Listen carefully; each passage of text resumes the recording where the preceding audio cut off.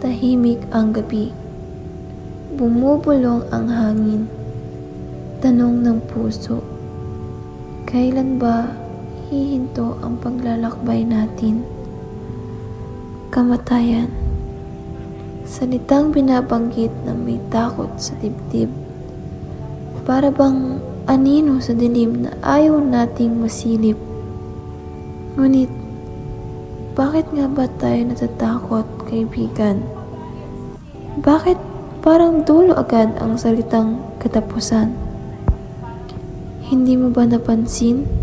Sa bawat araw na lilisan, may panibagong umagang muling magigising na naman. Panibagong umagang dadaan sa pagsubok na naman. Kamatayan. Hindi ito halimaw na dapat takasan. Ito'y pahinga, yakap, at katahimikan. Isang paanyaya ng langit na puno ng kabaitan. Isang bulong ng may kapal. Anak, halika. Panahon mo nang magpahinga. Hindi ito katapusan, kundi pagpapatuloy. Isang paglalakbay tungo sa panibagong buhay. Ang katawan mawawala.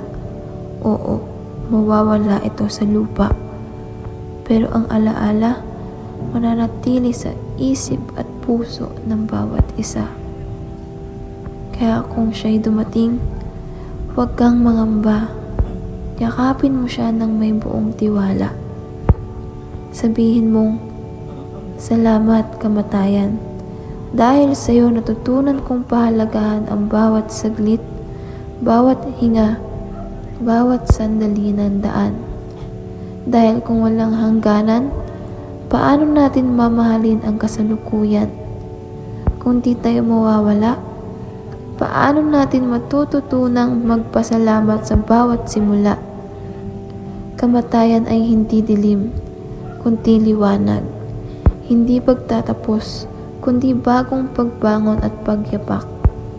Sa dulo ng lahat, kapayapaan ang siyang maghahatid. At sa huling paghinga mo, doon mo maririnig ang awit ng langit. Kaya huwag kang matakot. Pag dumating ang oras, umiti ka sa bukas. Dahil ang kamatayan, hindi wakas, kundi pag-uwi sa tunay na lakas.